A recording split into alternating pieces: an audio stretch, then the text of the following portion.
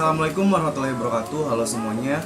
Perkenalkan, nama saya Muhammad Holil. Saya dari program studi pendidikan bahasa Inggris Universitas Pancasakti Bekasi. Di video kali ini saya akan memenuhi tugas UTS dari mata kuliah Interpretative Listening dengan dosen pengampu Bapak Syaiful Milah MPD. Oke, langsung saja ke materinya. Yang pertama ada tentang how to identify other people opinion.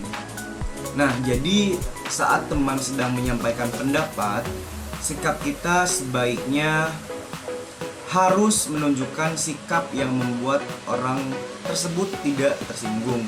Karena ketika ingin dihargai, tentunya kamu juga harus menghargai orang lain. Nah, ketika ada orang lain menyampaikan pendapat, ada beberapa cara yang harus kita lakukan. Yang pertama, menghargai pendapat dengan mendengarkannya. Ketika ada orang lain yang menyampaikan gagasan atau pendapatnya, mengapa kita harus menghargai dengan cara mendengarkannya? Itu adalah salah satu cara yang bisa dilakukan untuk menunjukkan sikap hormat ketika ada orang lain berbicara. Dan yang kedua, tidak memaksakan pendapat. Selain menghargai pendapat yang diberikan oleh orang lain, kamu juga tidak boleh memaksakan pendapat yang kamu miliki. Karena setiap orang tentunya memiliki pola pikir tersendiri yang mungkin berbeda dengan pendapat kamu. Dan yang ketiga ada tidak memotong pembicaraan. Hal lain yang tidak boleh kamu lakukan ketika ada orang lain yang menyampaikan pendapat itu adalah memotong pembicaraan. Jika kamu ingin menyanggah atau menyampaikan pendapat tidak setuju, tunggulah orang tersebut berhenti berbicara. Ketika ada orang lain yang berbicara, sudah seharusnya kita menghormatinya. Begitu juga saat teman sedang menyampaikan pendapat, sikap kita sebaiknya menghormati dan juga mendengarkannya. Nah, sekarang masuk ke pembahasan yang kedua, yaitu tentang how to participate successfully in a meeting. Yang pertama, pastikan melakukan persiapan teknis secara matang. Nah, sebelum mengadakan rapat, pastikan kamu dan anggota tim kamu sudah melakukan persiapan teknis dengan matang. Jadi persiapan teknis ini tidak hanya perlu dilakukan oleh kamu selaku pemimpin rapat, namun juga setiap anggota yang menghadiri rapat. Jadi berikan instruksi agar setiap peserta rapat sudah melakukan secara uji coba sebelumnya. Dengan melakukan hal ini, kamu dapat meminimalisir adanya gangguan atau kesalahan teknis saat rapat berlangsung. Nah, lanjut yang kedua yaitu tentang tentukan tujuan Anda dan agenda rapat sebelumnya. Jadi tidak hanya persiapan teknis, kamu juga harus menentukan tujuan dan agenda rapat sebelumnya. Hal ini untuk memastikan meeting dapat berjalan efektif dan sesuai arahan yang tepat. Komunikasikan pada peserta rapat tentang apa yang menjadi tujuan dari rapat tersebut, agenda yang akan dibahas, hingga pembagian tugas seperti menunjuk juru tulis dalam meeting tersebut. Bila rapat membahas perkembangan proyek atau pekerjaan dari tiap anggota tim, ada baiknya setiap anggota juga mengirimkan materi laporan berupa yang akan dibahas sebelum rapat dimulai. Ini akan membantu efisiensi waktu karena peserta dapat menggunakan waktu rapat tidak lagi untuk melaporkan pekerjaan, tapi lebih kepada membahas hal-hal yang ingin ditanyakan terkait laporan tersebut. Lalu ada pemimpin berperan sebagai fasilitator. Nah, dalam rapat tatap muka mungkin kontrol dan komando akan lebih berfungsi. Kamu tidak dapat mengontrol orang ketika mereka berada di lokasi yang berbeda. Hal yang dibutuhkan dalam meeting ini adalah kolaborasi untuk melibatkan orang lain dan kerjasama. Hal ini berarti pemimpin harus mengambil peran sebagai fasilitator agar rapat berjalan secara efektif dan lancar.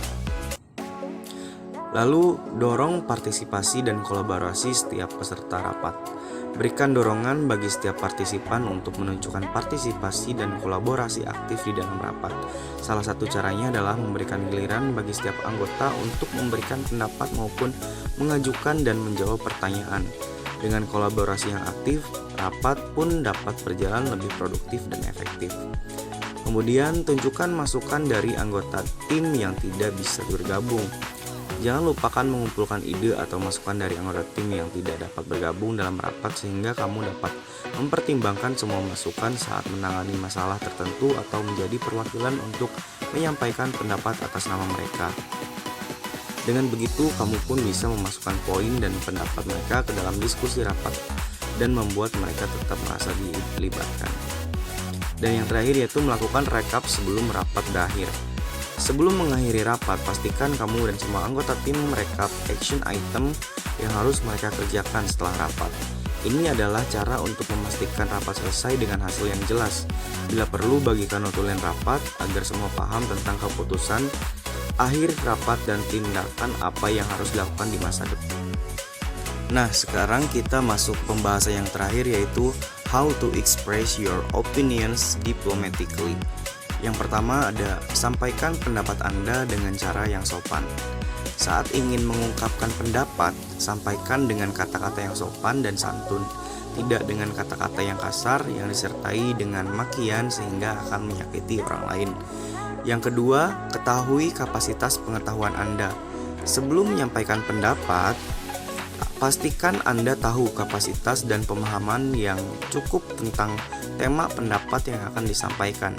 Hal ini untuk menghindari terjadinya perdebatan yang tidak sesuai dengan topik dan menimbulkan konflik. Yang ketiga, memiliki dasar argumen yang kuat dan jelas. Sebaiknya, Anda memiliki dasar argumen yang kuat dan jelas ketika menyampaikan pendapat. Lebih baik jika Anda pun memiliki beberapa data dan fakta yang menunjang pendapat untuk disampaikan. Yang keempat, tidak memotong pembicaraan lawan. Jangan memotong pembicaraan lawan Anda ketika Anda menyampaikan pendapat. Biar lawan bicara menyampaikan pendapatnya hingga selesai dan jelas, lalu tanggapi pendapatnya setelah dipersilahkan untuk berbicara. Yang kelima, tidak menyerang pribadi lawan bicara. Sebaiknya tidak menyerang pribadi lawan bicara Anda apabila tidak setuju dengan pendapat orang lain. Apabila jika tidak berhubungan dengan topik diskusi, hal ini tentu saja memicu hal yang dapat memicu konflik bila dilakukan dalam sebuah diskusi.